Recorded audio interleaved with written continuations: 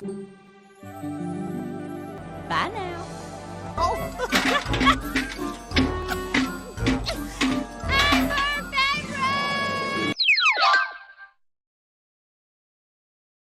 This review has been made possible by Norbert, thanks to his awesome support on Ko-fi.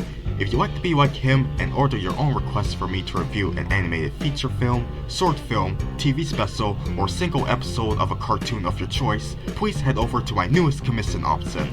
At the time of this writing, there are only a handful of slots open, so reserve yours today. How appropriate that the very next review commissioned by Norbert happens to be the other Christian children's series I got acquainted with thanks to him, next to McGee and me. This is Widow Dogs on the Prairie, a fully animated series which, just like McGee and Me, was released direct to video. Its simple premise focuses on the daily moral lessons taught to the inhabitants of the old western town of Prairie Town, who happen to be, as you may have guessed, prairie dogs. Mostly.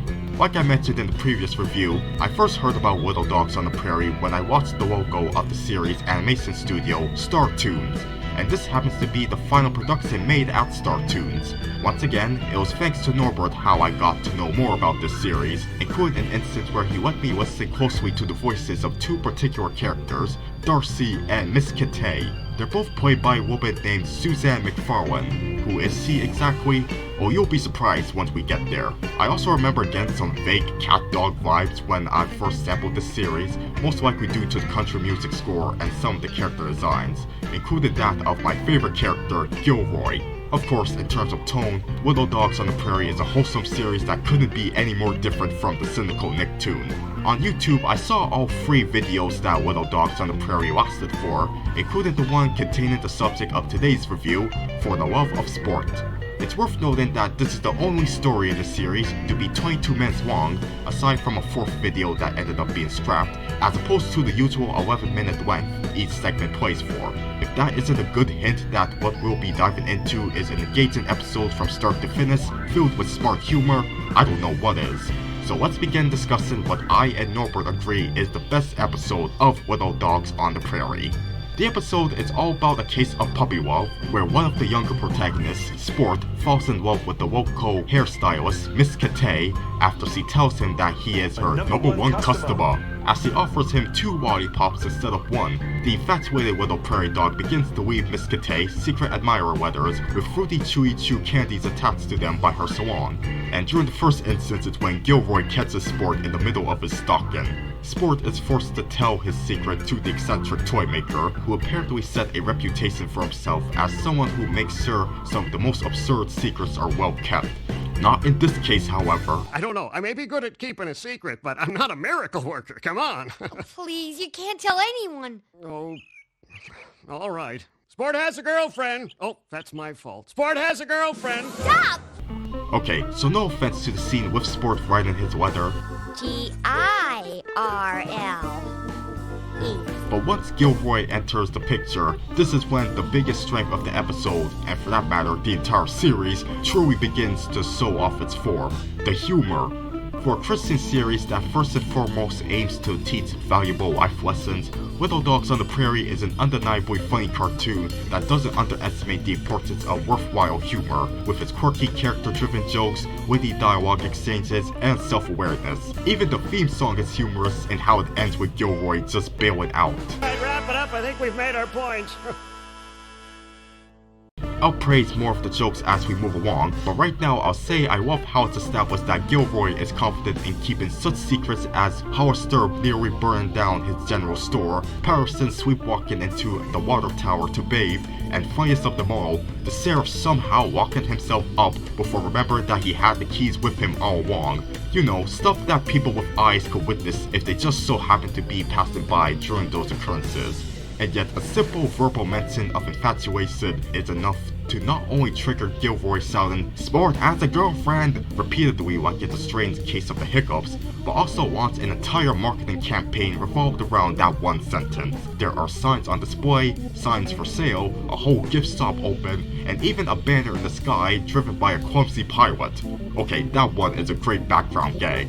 This is all good exaggerated fun that makes this story feel like a farcical comedy at times. Going back to the plot, Sport doesn't like Gilroy's Dolly Bishop style actually no, how dare I compare Gilroy to her? Gilroy is an absolute angel compared to this dumbass. I was saying, Sport's not going to let Gilroy's loose lips cancel his goals to win Miss Katay's affections, so he takes up a bunch of jobs to earn enough money to buy her a presumably expensive gift. From there, more humorous delight arises through the interactions between Sport and Hollister before and after the former raised all the money he needed. Such witty banter feels like it's coming at a rapid-fire pace, almost like a good Simpsons episode. Oh, you were thinking this job paid a wage, huh? Yes, sir, a generous wage. A slave wage. A fair wage. Done. Boy, you sure saw me seeing you coming. Yes, sir. I never thought I'd hear myself saying this, but stop putting money on my counter. Whoa, where'd that come from? What are you doing? Don't touch that money. It's fine right where it is. Okay, I'm back. Tell you what, for you, kid, anything in the store up to 1% off. And I'm not just saying that like the last time. Really? No, you know I don't give discounts. That joke just never gets old. Unfortunately for Sport, there's apparently someone else who wants Miss Katay's attention. Her high school crush named Tom, who sent her a telegram requesting a visit for an important discussion, leading Miss Katay to believe he was the one leaving her those secret admirer messages. Sport's face turned pale and fainted repeatedly upon hearing this so-called revelation is funny enough, but this next scene is some sheep in the big city level stuff, with this back and forth between the choir rehearsal singing Sport has a girlfriend and a depressed Sport sitting outside the church. Not anymore, he doesn't. It's his own fault. I heard that. Who left the door open? Brilliant. We now get into Gilroy's excuse for his blatant incapability of keeping Sport's crush on Miss Katay a secret. It stems from a regrettable mistake he made many years ago when he failed to confess his love to a girl named Millie. Gilroy got so caught up in making a name for himself in the toy business that when he thought he had just gained enough confidence to tell Millie his true feelings for her, she had already gotten hitched. Cue the same depressed state Sport will be in years later.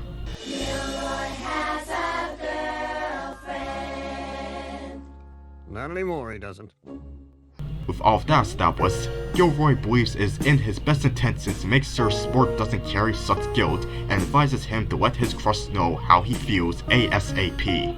Of course, at this point, Gilroy doesn't know that the target of Sport's affections is a Catwoman who's multiple times the age of this almost 5-year-old prairie dog. Speaking of which, a saddened Miss Katay tells Sport that she's unable to afford the train tickets to see Tom, which at first makes Sport all giddy. She's not going to see Tom.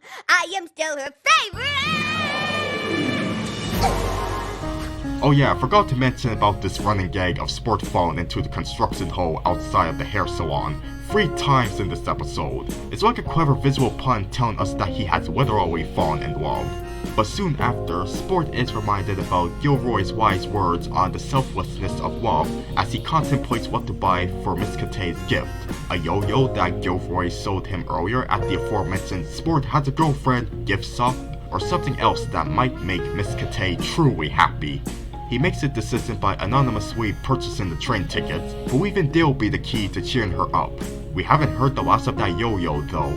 To Sport's surprise, however, Miss Katay's trip ended up being short-lived because all it turns out that this Tom fellow wanted from her is to let him offer her some steak knives, meaning her love for him pretty much remains unrequited. As we're getting closer to the story's end, this is when Miss Katay begins to put 2 and 2 together as he tells Sport that she figured out Tom was only responsible for sending her the telegram, not the handwritten letters, candies, or even the train ticket. If what we've seen earlier in this episode is when the story was at funniest, this scene with Sport finally confessing his admiration for Miss Katay is perhaps the cutest of them all, on top of being hilarious like the previous jokes.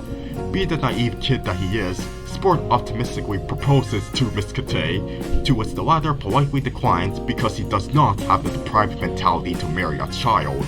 The funniest part of this scene is the constantly interrupted fantasies of the newlyweds, including Sport imagining himself being closer to Miss Katay's age, despite her realistically being much older than she is now if that were the case. It's another great 3 times the charm joke, much like Sport falling into the hole earlier on. Before I forget, I did promise I'll touch on the voice acting here. The women worthy of praise for the cute southern accents they gave Sport and Miss Kate are Dee Green and the aforementioned Suzanne McFarlane, respectively. And me mentioning those obscure names is my way of building up to the fact that they're actually Debbie Derryberry and my own crush who's much older than me, Gray DeWile. Yes, because Little Dogs on the Prairie was a non-union production, these 2 voices of your childhood had to be credited under those pseudonyms. I had my doubts at first when Norbert first pointed this out to me, but upon listening to the character voices more closely, my instincts began to believe the possibility of them being provided by such legends. Furthermore, apparently an uncredited Will Ryan was the voice of Scout, and one of the songs in a different episode was sung by Melissa Smith, aka Melissa Disney, aka Ginger Falthway. My god, my mind continues to be blown. So in the end, Kitty Catwell tells Jimmy Neutron that she'll just accept him as a friend, although Sport is distressed for a brief moment. Sport? I'm looking for a wife here. I want to settle down. I'm not as young as I look, you know. Next year I turn 5. Things line up once the 2 gift each other with the very same yo-yos from Gilroy's shop. The 2 friends walk off in the sunset, while speaking of Gilroy, we pan over to see him by the grave of Millie, sending her spirit his true affections. But whether Millie would have loved Gilroy back the same way if he told her much sooner, or just see him as a good friend, remains a mystery. The end. Well, actually there's more. Each episode of the series ends with a song about today's lesson, so what follows is a saccharine song about love, sung over a montage depicting a spider couple dating, marrying, starting a family, basically trying to outdo those famous first 9 to 10 minutes of Pixar's Up, nearly a decade in advance. Not much else I can say about the cute sequence, but I love how the ants at the picnic are much smaller than the spiders. Should they be closer in size to the spiders and other insects? Are these human-sized spiders? But no, aren't the spiders' environments to the scale of spiders in real life? Why can't I watch the Spider Soy Patch Friends instead? Yeah, I'm thinking too deep about this. Alright, let's recap on what we learned. For the Love of Sport teaches us that love is a selfless concept, and someone's idea of true love may not be what they believe it is initially. The big guy upstairs will eventually bring you the signs of potential long-lasting chemistry in time. Unrequited love will blossom like flowers at first, before eventually dying out, and there's a chance that only one of those many crushes in life will grow into a full-on apple tree. And of course, another valuable lesson taught in this episode is, Gilroy isn't so trustworthy when it comes to keeping secrets as we may have thought. But hey, his backstory was a solid hint of depth behind his eccentric behavior. Overall, I really enjoyed this episode of Little Dogs on the Prairie for its admirable take on the precocious crush storyline, combined with great humor that makes me think it's a damn shame this series is not on VeggieTales levels of popularity as far as good Christine cartoons go. It's even more delightful upon rewatching it. The link to watch For the Love of Sport is in the description below if you want to check it out, and after doing so, please come back to comment with your thoughts on the episode and how you relate to it.